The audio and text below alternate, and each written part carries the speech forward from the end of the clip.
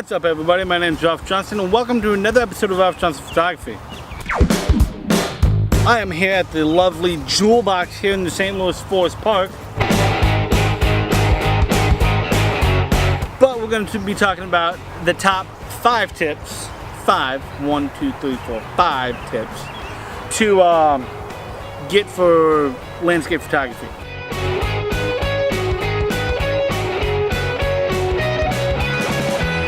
First tip, get a good lens, okay? Landscapes tend to be a wider shot, so I would suggest the 16-35 Canon f2.8. And the reason why I suggest that is because 16-35 and 2.8.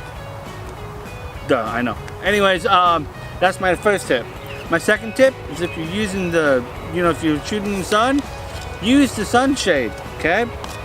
So you don't get them glares. So, like I said, first tip, get a good lens. Second tip, use the sunshade. Kinda of a duh, I know. Third tip that I have, when you go out and take it, don't just take on the shot while you're standing at eye level and click. Okay, I got the shot, yay. Get low, get high. Take unique angles of it too, okay? So therefore, you might like them at angles better.